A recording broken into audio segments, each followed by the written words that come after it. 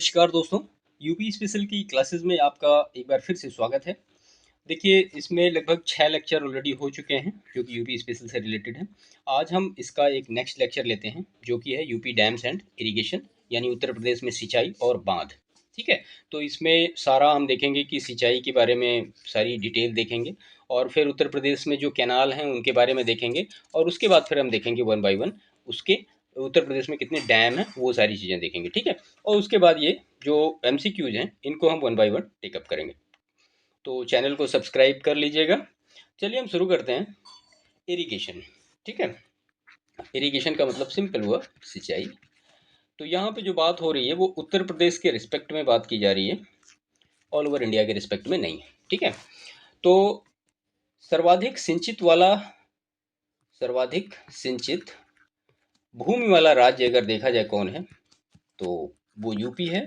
अगर हम यहीं पे परसेंटेज की बात करें कि सर्वाधिक प्रतिशत सिंचित भूमि वाला राज्य कौन सा है, तो वो है पंजाब। ये दोनों फैक्ट याद रखिएगा, एग्जामिनेशन में कई बार पूछा गया है। ठीक है, और उत्तर प्रदेश के शुद्ध बुआई क्षेत्र का 86.4% भाग पर सिंचाई की सुविधा उपलब्ध है। और उत्तर प्रदेश में अगर सिंचाई के साधन देखे जाएं, तो सिंचाई के साधन सिंपल यूपी में पहला नलकूप से सबसे ज़्यादा सिंचाई होती है। उसके बाद फिर दूसरा जो होता है वो नहर से होती है। और फिर तीसरा जो इसका पार्ट है उसमें तालाब आता है, झील आता है, कुआं आता है। और फोर्थ पार्ट में अन्य साधन जैसे कि पंप सेट है और सारी चीज़ें, ये सारी चीज़ें। ठीक है, इसके बाद अगर हम ये देखें कि नलकूप से कितने परसेंट सिंचाई होती है उत्तर प्रदेश में, तो वो होती है 73%। देखिए, जितने भी फैक्ट यहाँ पे बता रहा हूँ ये सब एग्जामिनेशन में आए हुए हैं। और इसके बाद फिर नहरों के द्वारा सिंचाई होती है, वो होती है 18%। और उसके बाद फिर तालाब है, झील है, कुआं है, इनसे 9% के आसपास सिंचाई होती है।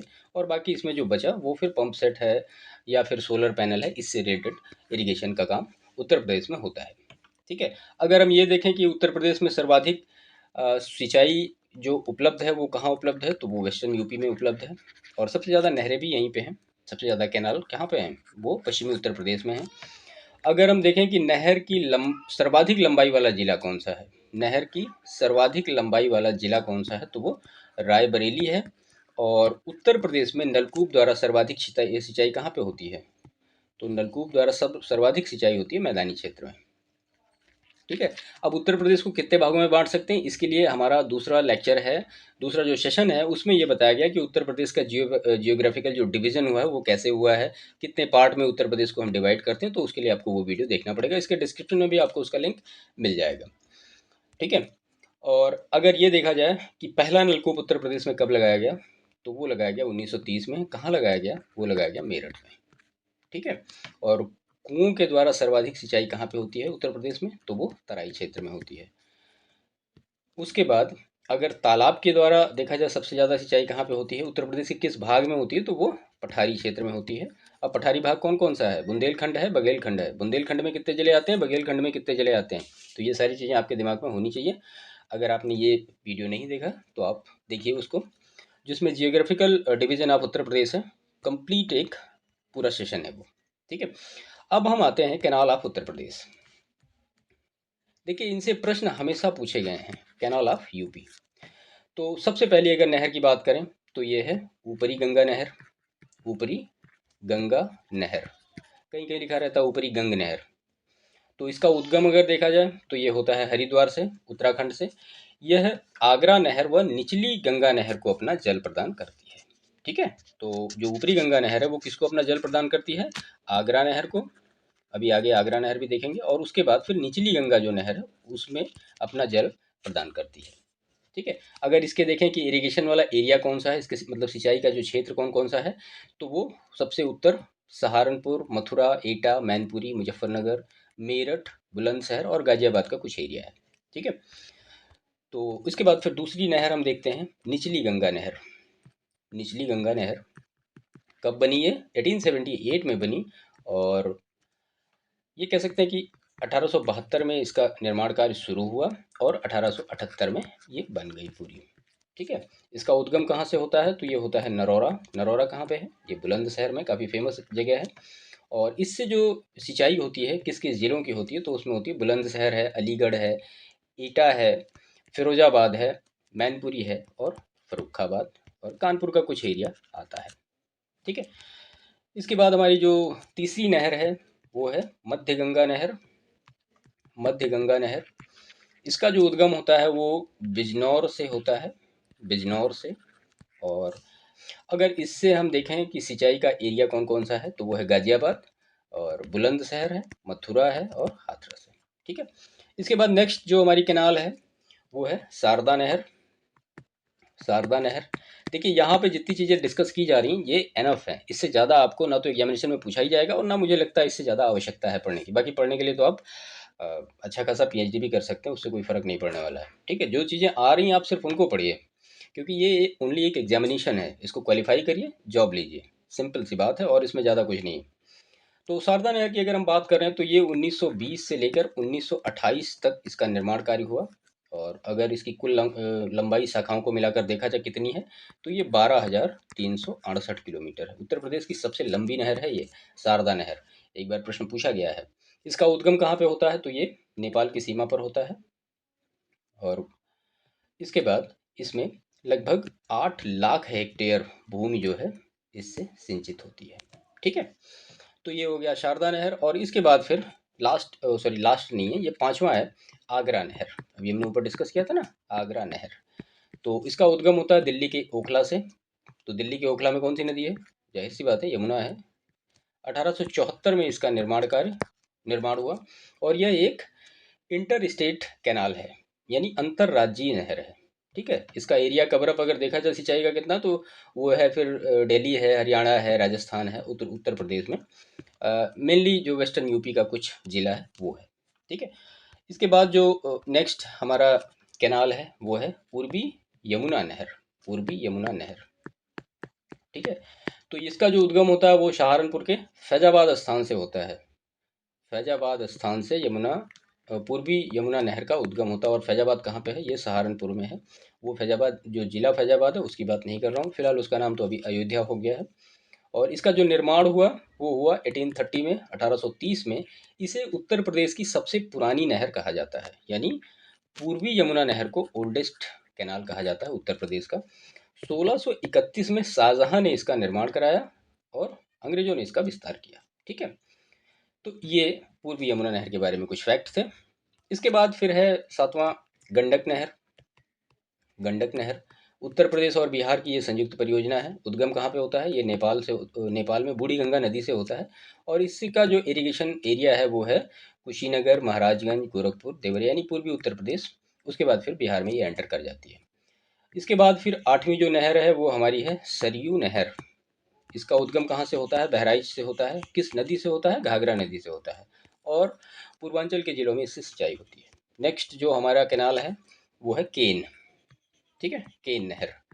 उत्तर प्रदेश और एमपी, यूपी और एमपी की ये एक संयुक्त परियोजना है। उद्गम कहाँ से होता है, जाहिर सी बात है केन नदी से उद्गम होगा, मध्य प्रदेश में पन्ना से। और इससे सिंचाई कहाँ पे होती है, उत्तर प्रदेश के बांदा जिले की होती है। ठीक है। तो ये कुछ कैनाल थी जो कि उत्तर प्रदेश के लिए काफ़ी महत्वपूर्ण है। तो हमने यहाँ पे एक दो, हाँ, लगभग 9 कैनाल आपको बताई। ठीक है। तो ये इरिगेशन का पूरा एक एरिया था कवरअप। इतना आप इरिगेशन में कर लेंगे उत्तर प्रदेश से, तो आपके कोई भी जो प्रश्न आएंगे वो छूटेंगे नहीं, आप उनको कर पाएंगे। इसके बाद हम देखते हैं major dam of Uttar Pradesh, major dam of UP. ठीक है। तो जो बांध हैं वो महत्वपूर्ण हैं, निश्चित ही प्रश्न आते हैं इससे। तो सबसे पहला जो इसमें बांध है वो है रामगंगा बांध। ठीक है। रामगंगा बांध कहाँ पे है, रामगंगा नदी पे है। और ये धामपुर बिजनौर में है। इसकी ऊंचाई कितनी है, 128 मीटर है। उत्तर प्रदेश का सबसे ऊंचा बांध कौन सा बांध है, वो यही बांध है, रामगंगा बांध। तो ये जो देखिए ऊंचाई भी याद रखिए, कई बार मैचअप करने के लिए आ जाता है। तो रामगंगा बांध क्या है, उत्तर प्रदेश का सबसे ऊंचा बांध है, रामगंगा नदी पे है, धामपुर बिजनौर में है। इसकी ऊंचाई 128 मीटर है। इसके बाद जो हमारा नेक्स्ट डैम है वो है माता टीला। काफ़ी फेमस बांध, जो कि एग्जामिनेशन में अक्सर पूछा जाता है। बेतवा नदी पर है। कहाँ पे है बेतवा, झांसी में है। बेतवा नदी पर झांसी में बनाया गया। तीसरा जो है रानी लक्ष्मीबाई बांध। इसका एक पुराना नाम था रानी लक्ष्मीबाई बांध। पुराना नाम इसका इसी को कहते थे, राजघाट बांध। और ये भी बेतवा नदी पर है, लेकिन ये कहाँ पे है, ये ललितपुर जिले में है। तो माता टीला झांसी में है और जो रानी लक्ष्मीबाई बांध है ये ललितपुर जिले में है। इसके बाद फिर एक another famous dam Rihand, Rihand बांध कहाँ पे है ये? सोनभद्र जिले में है। पिपरी नामक स्थान पर रिहंद नदी पर बनाया गया। सोन की सहायक नदी क्या है? रिहंद। इसकी ऊंचाई 91 मीटर है। उत्तर प्रदेश का ये सेकंड, मतलब ये कहा जाए कि दूसरा सबसे ऊंचा बांध है। पहला तो कौन था? वो रामगंगा बांध है। इसके पीछे जलाशय का निर्माण किया गया। उस जलाशय का नाम आपको पता होना चाहिए, उसको कहते हैं गोविंद बल्लभ पंत सागर। ठीक है। देखिए ये जियोग्राफी के लिए भी काफ़ी महत्वपूर्ण है और यूपी स्पेशल के लिए भी काफ़ी महत्वपूर्ण है। तो यहाँ पे चीज़ें ऐसी बनाई गई हैं कि आपको जियोग्राफी और ये दोनों का बिल्कुल कॉम्पैक्ट एक व्यू मिल जाए। तो इसके पीछे जो जलाशय बनाया गया अरिहंत बांध के, वो है गोविंद बल्लभ पंत सागर झील। और देश की सबसे बड़ी कृत्रिम और मानव निर्मित झील है ये। ठीक है। तो ये भी फैक्ट आप याद रखिएगा, एग्जामिनेशन में कई बार पूछा गया है और आगे भी पूछा जाता रहेगा। इसके बाद नेक्स्ट जो हमारा डैम है वो है पथरई डैम। पथरई बांध किस नदी पर है? पथरई नदी पर है। कहाँ पे है ये ललितपुर और झांसी में है। ठीक है। इसके बाद फिर छठा है अर्जुन बांध। अर्जुन बांध हमीरपुर के चरखारी नामक स्थान पर है। किस नदी पर बनाया गया? तो जाहिर सी बात है अर्जुन नदी पर बनाया गया है। सातवां है सरयू बांध। सरयू बांध कहाँ बनाया गया है? बहराइच जिले की घाघरा नदी पर बनाया गया है और फिर वहीं से सरयू नहर निकाली गई है। इसके बाद फिर नेक्स्ट है मेजा, मेजा बांध। ये कहाँ पे है? ये बेलन नदी पर बनाया गया है। क्योंकि बेलन नदी किसकी सहायक नदी है? ये टोन्स की सहायक नदी है बेलन नदी। ठीक है।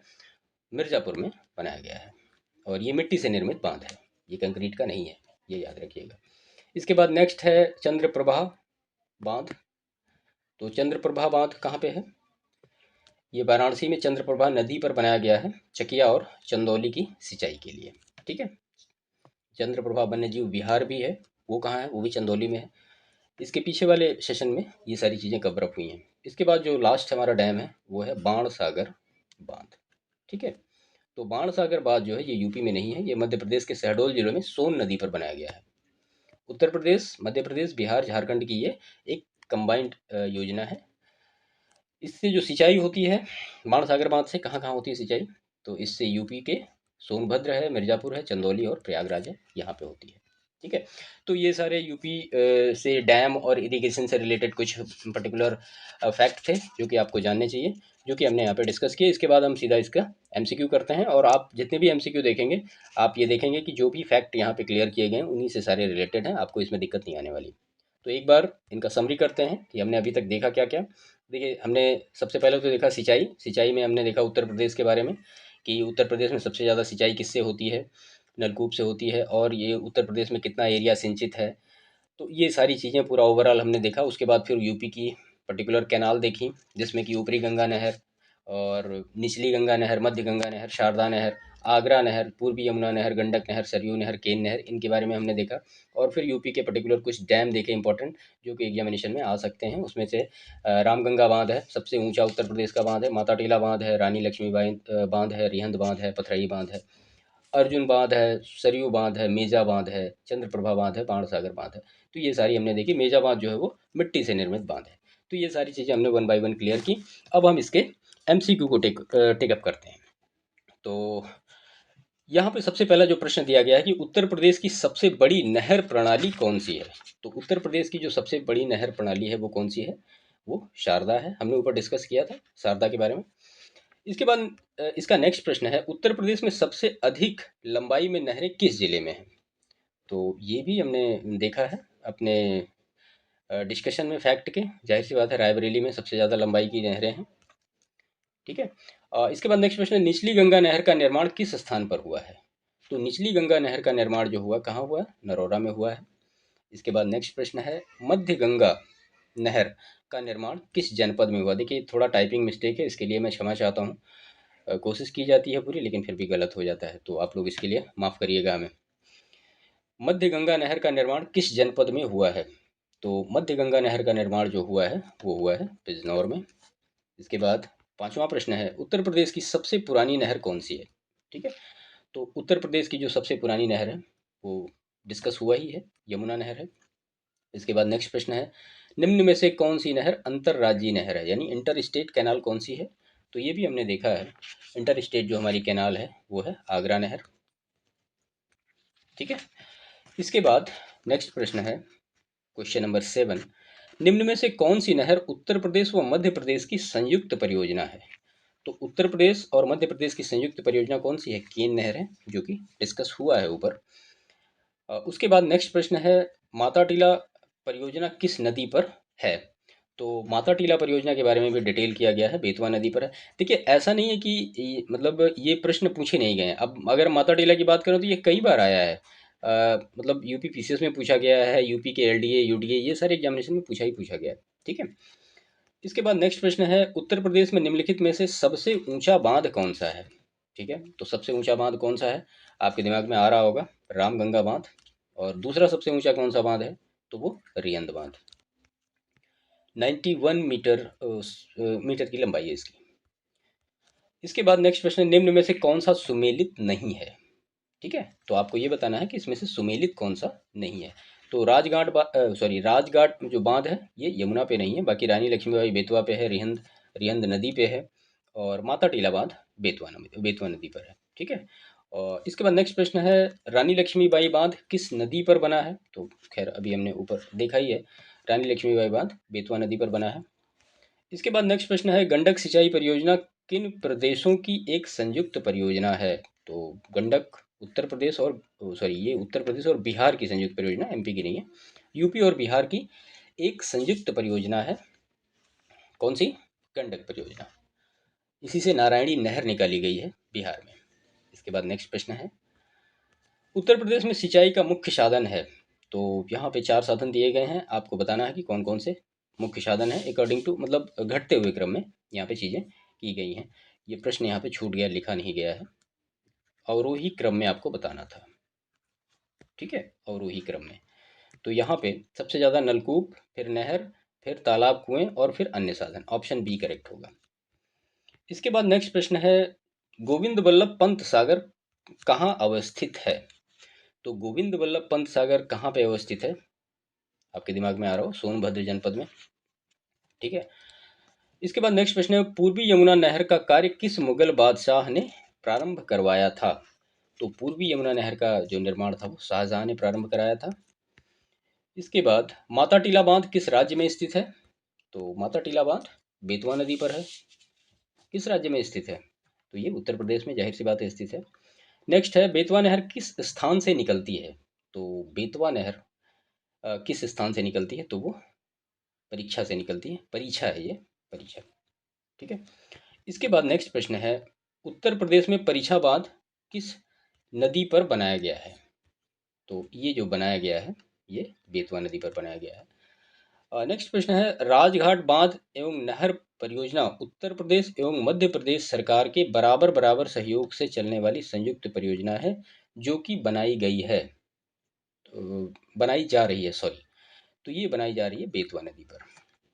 इसके बाद नेक्स्ट प्रश्न है, निम्नलिखित में से कौन सा बांध बेतवा नदी पर बनाया गया है? अब यहाँ पे आपको बताना है कि बेतवा नदी पर कौन सा बांध बनाया गया है। तो ये राजघाट बांध। इसका नया नाम आप हमें कमेंट करके बताएं, ऊपर ही डिस्कस हुआ है, कमेंट करिएगा इसके। इसके बाद नेक्स्ट प्रश्न है, भारत में किस राज्य में सर्वाधिक सिंचाई नलकूप से होती है? तो सर्वाधिक सिंचाई किस राज्य में नलकूप से होती है? हमने ऊपर ही देखा, तो उत्तर प्रदेश में होती है 73% के आसपास। तो यहाँ पे ऑप्शन डी करेक्ट होगा।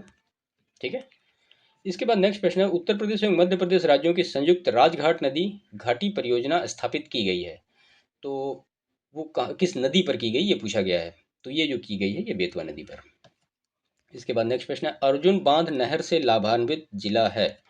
तो अर्जुन बांध जो नहर है, अर्जुन नदी से निकाला गया है, इससे लाभान्वित जिला पूछा गया है कि कौन सा है? तो यहाँ पे इसका जिला होगा हमीरपुर, एक ही डिस्ट्रिक्ट था उसमें। रानी लक्ष्मीबाई बांध अवस्थित है? तो रानी लक्ष्मीबाई बांध अवस्थित है कहाँ पे? बेतवा नदी पर अवस्थित है। और इसके बाद नेक्स्ट प्रश्न है, उत्तर प्रदेश में सिंचाई का सबसे बड़ा स्रोत है? जाहिर सी बात है, अभी तो मुझे लगता है आपको याद हो गया होगा, नलकूप है। इसके बाद नेक्स्ट प्रश्न है, निम्न में से नलकूपों द्वारा सिंचित भूमि सबसे अधिक है? तो सबसे ज़्यादा नलकूपों द्वारा जो सिंचित भूमि है वो कहाँ की है? तो उत्तर प्रदेश की है। नेक्स्ट प्रश्न है, उत्तर प्रदेश में कुल सिंचित क्षेत्र का नहर सिंचाई क्षेत्र कितने प्रतिशत है। ठीक है, तो यहाँ पे 30% इसका सही उत्तर होगा। इसके बाद नेक्स्ट प्रश्न है, निम्न में से कौन सा एक बांध उत्तर प्रदेश में नहीं है। तो आपको ये बताना है उत्तर प्रदेश में कौन सा बांध नहीं है। ठीक है, तो ये अहरौरा है, अडवा है, बघेलखंड है, बदुआ बांध जो है ये यूपी में नहीं है। ये कहाँ पे है, ये बिहार में है। ठीक है, तो ये सारे पूरे प्रश्न थे जो कि डैम और इरिगेशन से रिलेटेड है। इसके बाद फिर नया UP mineral and energy resources, इससे कुछ एमसीक्यूज हैं जो कि एग्जामिनेशन में लास्ट ईयर पूछे गए, उनको हम नेक्स्ट सेशन में अपने डिस्कस करेंगे। ठीक है, तो आई होप सारी चीज़ें क्लियर हुई होंगी, आपको चीज़ें याद हुई होंगी। इस वीडियो को एक बार 2 बार देखिएगा, एक नोट छोटा सा बनाइएगा आधे पेज का, उसमें आपकी सारी चीज़ें आ जाएंगी। और 2 बार 3 बार आप रिवीजन करिएगा, एग्जामिनेशन से पहले एक बार रिवाइज करिएगा, बेहतर तरीके से आपको ये रिस्पॉन्स करेगा। इससे ज़्यादा इसमें कुछ ऐड ऑन करने की आपको आवश्यकता नहीं है। ठीक है, इस वीडियो को यहीं पे समाप्त करते हैं, चैनल को सब्सक्राइब जरूर करिएगा। बाकी मिलते हैं आपसे नेक्स्ट वीडियो में, तब तक के लिए आपका बहुत बहुत धन्यवाद।